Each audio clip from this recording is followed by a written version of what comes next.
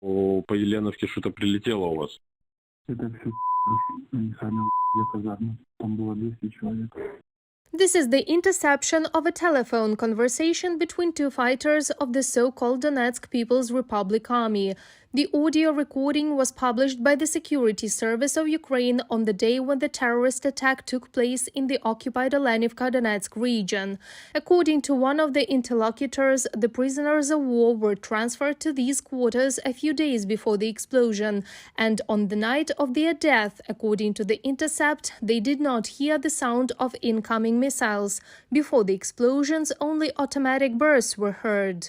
Ракетного прихода, то есть прилета там снаряда или чего-то, свиста не было. То есть просто были глухие взрывы. Вот. В общем, очень много, 200, 300. Количество мы точно не знаем.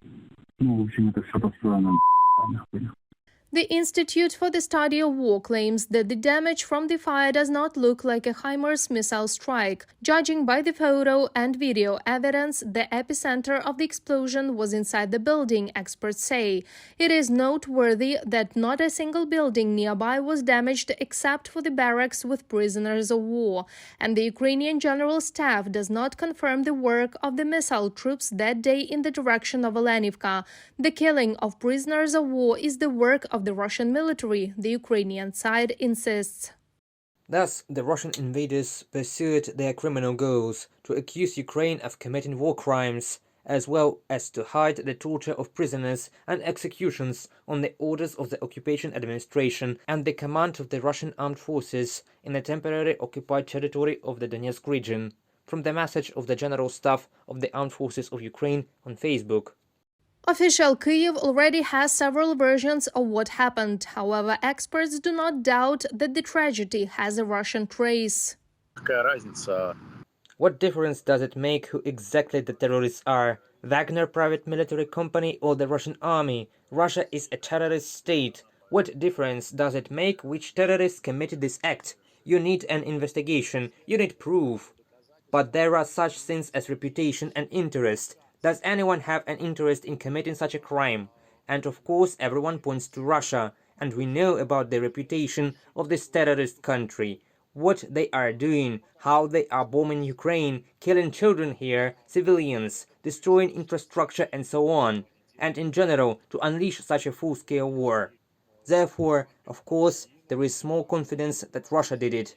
Meanwhile, relatives of the killed and wounded prisoners of war insist on a fair investigation into the attack. The Office of the President proposes to involve representatives of the International Committee of the Red Cross and the United Nations. However, the Russian side is blocking this process. The media continue to write about the attack on Olenivka. Is there any evidence of a hit? First, satellite images show that only the building was damaged. Second, right before the attack, the prisoners were transferred there. Third, analysis of the photo indicates a thermobaric explosion from within. Hit? No, a terrorist attack. Mikhailo Podolyak, advisor to the head of the Office of the President of Ukraine on Twitter. Meanwhile, the Azov regiment stated that they regard the mass murder of Ukrainian prisoners of war as an act of public execution and a violation of the customs of war, and brothers in arms of those who were killed as a result of the terrorist act are already collecting information about the victims and possible organizers and perpetrators of the crime. Reported by Marina Stepanenko, Larissa Zubenko, UATV News.